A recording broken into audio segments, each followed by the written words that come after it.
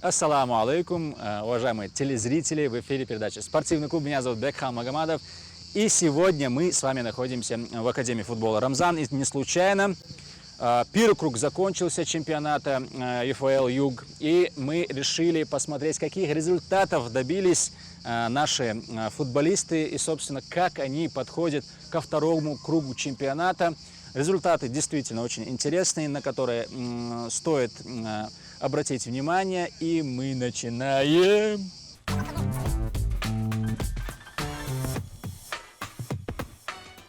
Итак, я смотрю сейчас на турнирную таблицу, и Академия Рамзан 2008 года идет на третьем месте. Сыграли 13 игр и 26 очков. От лидера мы, получается, в 2 очках, и это просто прекрасно. Что же из себя представляет данный чемпионат ЮФЛ Юг 3? Чтобы вы понимали, здесь 14 команд. Это лучшие академии Северо-Кавказского федерального округа. Здесь самые сильные действительно команды участвуют. И это великолепная возможность для наших футболистов, во-первых, усилить свою игру. И, естественно, там очень многие футбольные эксперты наблюдают за данным турниром. Постоянные прямые трансляции, постоянная аналитика. В общем, футбол развивается во всех направлениях.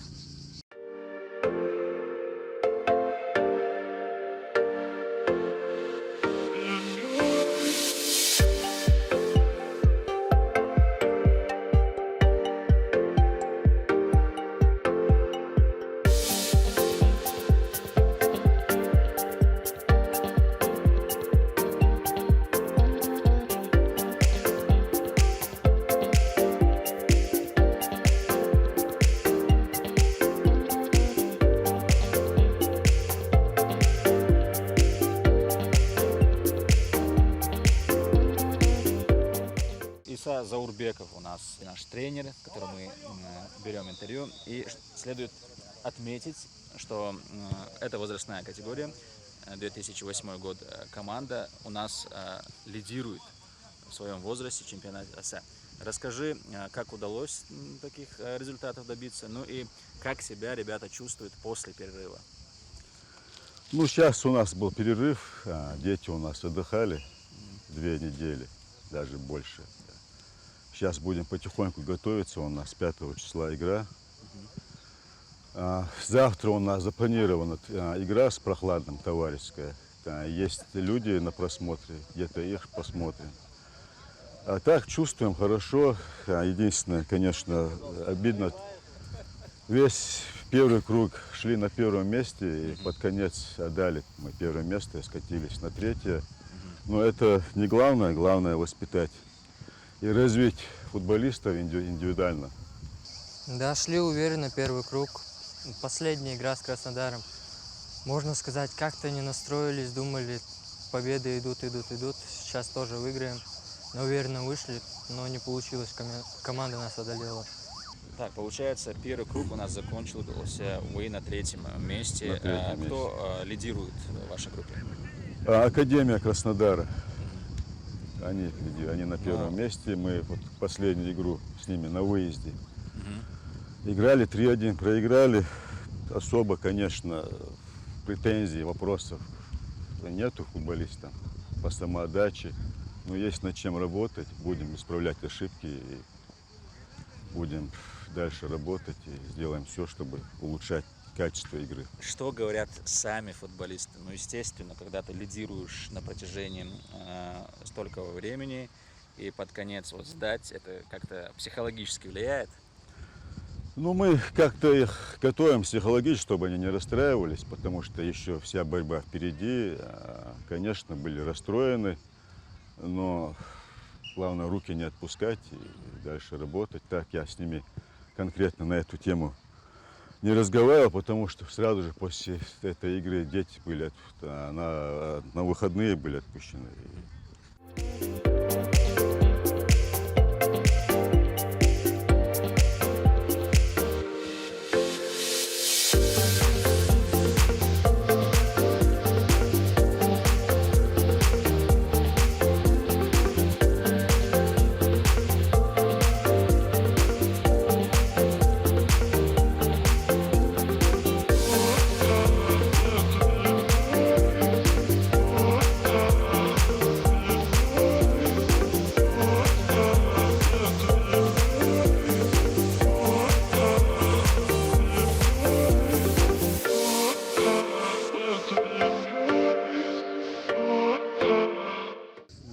зовут Бутаев Саицелим. Я игрок команды Академии футбола «Рамзан» 2008 года. Я играю на позиции центрального защитника.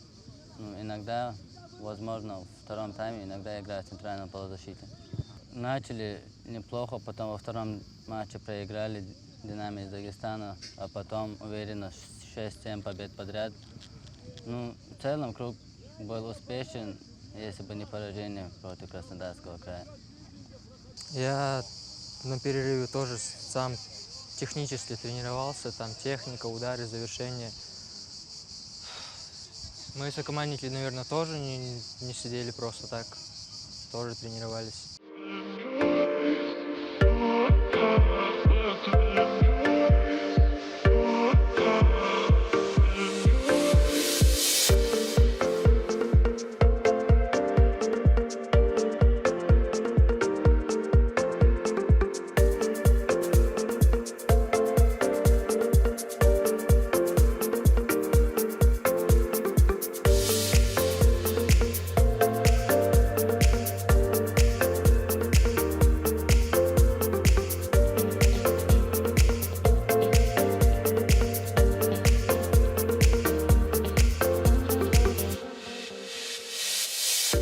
Академия Краснодара, да, считается одной из сильнейших не только у нас на Кавказе, но и в России.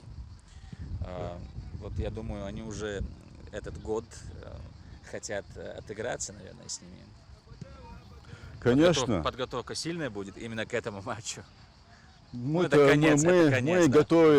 готовимся к любому матчу и всегда хотим показать свои лучшие качества. Разницы нету, Краснодар или там.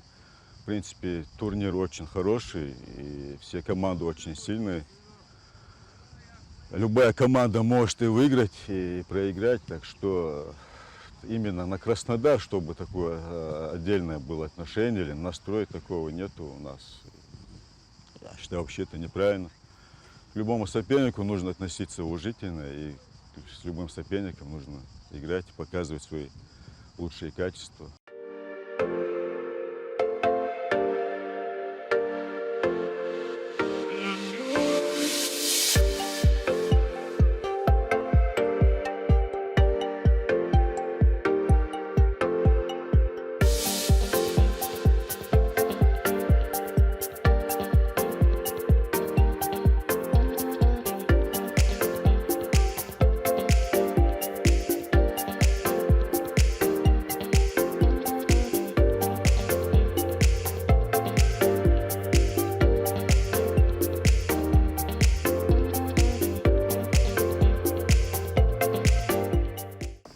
Если взаимодействуете с игроком, то это должно своевременно идти передача, своевременно потом уже или в стеночку, или забегание. Кстати, вон там забегание неплохо у нас прошло. Защитники — это ваша тема, кстати, тоже. Крайние защитники, подключайтесь, простреливайте. Сейчас, если мы не будем на тренировках это делать, когда мы собираемся это все делать? Поэтому будем потихоньку усложнять. Но у нас уже вон 3-2, когда есть ворота, есть два защитника, мы не можем спокойно этих двух игроков переиграть и завершать, забивать голы. У нас проблемы. Я понимаю, что после выходных, но это нас не оправдывает. Итак, друзья, рядом со мной основной вратарь 2008 года нашей команды Лаша Цуая. Лаша, как тебе первый сезон? Ты вроде бы напропускал очень мало мячей. Больше 3 ни одна команда нам не забивала. И это одна заслуг, скажем так, и защиты, и твоя заслуга. Что можешь сказать? В первую очередь, это заслуга всей команды, потому что все стараются, играют, чтобы забивают впереди, а мы сзади стараемся не пропускать, чтобы выиграть этот матч все. Ты в академии уже сколько? Уже ровно полгода. Ага, полгода. А до этого в республике давно живешь? Нет, в академию только приехал, полгода уже прошел, как здесь обучаюсь. А ты чисто в академию, да, да, приехал? Почему выбрал именно Академию Грозного, Академию Рамзан? Не знаю, просто захотелось поменять местоположение, и приехал сюда, и получается пока все. То есть первый круг чемпионата, уже 11 игр ты на воротах стоишь? Да, сыграл 11 игр, И сколько пропустил? 8 мячей. 8 мячей. Это довольно-таки хороший результат, согласитесь. Вот когда нападение забивает, а защита не пропускает, ну, естественно, вратарь, то результат из этого хороший складывается. Трудности. С какими трудностями команда сталкивалась на протяжении первого круга чемпионата? Таких трудностей не было, просто последнюю игру провалили, вышли настроены и проиграли, и остались на 3-м месте. То есть концовку не дожали, Да. так скажем. Ну, естественно, главный соперник, получается, уже много раз мы в нашей передаче упоминали, Краснодар. Как вы подготовитесь к ответной игре с данной командой? Будем готовиться, будем мстить, выигрывать и занять первое место будем стараться. Ну, после перерыва всегда тяжело втягиваться, да? Да, тяжело. Как ты подходишь к тренировкам, собственно, ну и одноклубники? Все настраиваются на тренировки, все выкладываются, чтобы потом на играх стараются больше действий делать, чтобы выиграть и больше побед было. Ну, только что спрашивал у твоих одноклубников, что они делали на двухнедельном отпуске. Кто-то побольше отдыхал, кто-то тренировался. А вот чем ты занимался? Купался на море и ходил на маленькую площадку, играл с друзьями. Ничего себе, нормальный, хороший отдых. У меня такого отдыха нет. Пора, я думаю, отпуск неоплачиваемый взять. Ну, первый круг был очень напряженным, физически тоже. 2 недели отдохнуть было хорошо, отойти, чтобы ноги тоже отдохнули, тело тоже отдохнуло. Вот сейчас будем снова рвать. Я занимался в тренажерном зале, вечером делал бег, потом за 2 недели, неделю 3 раза на футбольном поле тоже тренировался, понедельник, среда, пятницу. А так стабильно ходил в зал. Итак, чтобы вы понимали, летние месяцы в городе Грозный, самое жаркое время, температура до 35-8 градусов. Но для наших футболистов это не проблема. И на натуральном газоне, и на искусственных полях дети, как вы видите, тренируются. И что хочется сказать? Ну, естественно, выбирают правильное для этого время. 1 тренировка в день, постоянно перерывы, чтобы попить воды, собственно, набраться сил. Вот так вот.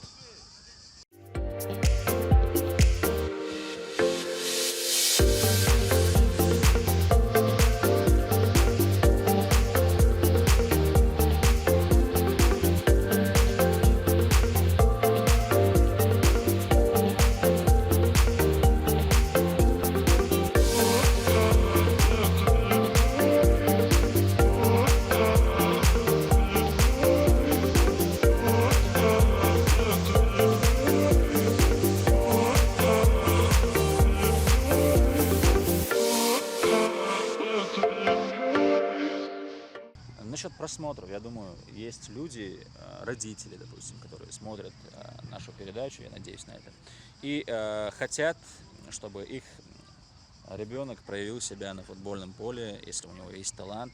Что для этого нужно? Как отборы проводятся? Как просмотры проводятся? Ну, сейчас в данный момент много звонков, родители звонят сами, дети звонят, хотят играть в футбол, это все понятно, все мы хотели стать футболистами. Но есть просто проблема, дети у нас занимаются где-то 6-7 лет, а сейчас в основном, касается именно вот наших местных ребят, они практически, у них нету школы, футбольной школы нету. А так, конечно, мы никому не отказываем, всегда двери открыты. И есть случаи, что даже в прошлом году мы взяли парня, можно сказать, с улицы. Реально был одаренный, это были качества хорошие. Вот какие качества должны быть у, вот, скажем так, парня, который не занимался, который не прошел футбольную школу? Какие у него качества должны быть, чтобы вы его взяли в академию? Ну, я считаю, у каждого тренера свое видение. Я считаю, в первую очередь, это, наверное, где-то понимание игры, тем более в ихнем возрасте. Я не говорю про малышей, в ихнем понимание игры, естественно, техника. где-то физические качества еще где-то можно подтянуть. Посложнее бывает вот, тактика, техника, вот с этим тяжело, конечно. Но у нас сейчас проблема, нету дворового футбола. Вот из-за этого приходят дети, им, естественно, кажется, что они хорошо играют, но вот это вот упустили они момент. Это не их вина, может где-то и родители, когда ребенок хочет пойти на футбол, мы это оттягиваем, и из-за этого есть время идет. Естественно, дети, которые здесь занимаются 6-7 лет, они посильнее, и им тяжело с ними конкурировать. Вот И такая вот, проблема. смотри, Иса, если вот хочет, вот, парень молодой хочет пройти в академию, вы заранее сообщаете, вот, когда просмотры проводятся? Да, просмотр, все через руководство. Мы сами не можем принимать решения, Но потому имеется в виду, что как вы это сообщаете, что идут просмотры у нас в академии? на сайте, На сайте? на объявление, сайте, да? если официально, да, а так, если индивидуально, у меня сегодня должен был прийти, не подошел ребенок. Я никому не отказываю, и смотрим, просматриваем. Но вот Так что- после просмотра человек не подходит. Вот как-то нужно же тренеру Конечно, сказать. Это, конечно, это да, это как? очень тяжело, и не хочется травмировать детей. Ну, как-то пытаемся объяснить, что это не его вина, просто надо было чуть-чуть раньше. На волейбол идти надо было. Не обязательно на волейбол, конечно, у нас и другие виды спорта, которые очень популярны. Да, единоборство у нас сейчас, так что это не... как-то так. Очень прямолинейно мы действуем. Где-то взаимодействуете с центральным нападающим. Центральный нападающий, твоя задача вывести во фланг. И мало прострелов, мало индивидуальных действий. За счет дриблинга вы должны проходить, простреливать и завершение. Завершение дальнюю штангу. Где-то на ближнюю и район 11, и линия штрафная. Понятно вам? Есть у вас вопросы? Вопросов нету. Плохо то, что нету вопросов.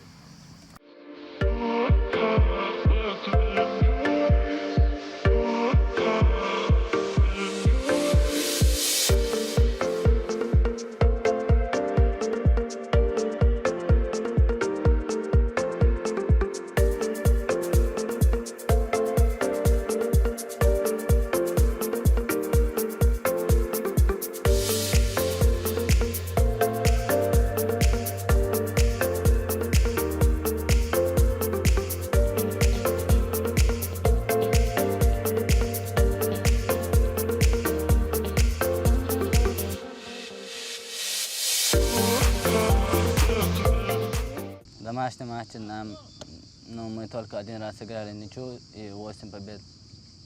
То есть дома играть легче. Да, дома, в своих родных стенах, свои болельщики поддерживают. Второй круг чемпионата, твои ожидания? Я думаю, что мы тоже проведем очень успешный круг до Алма-Ата. И надеемся, что выиграем этот турнир.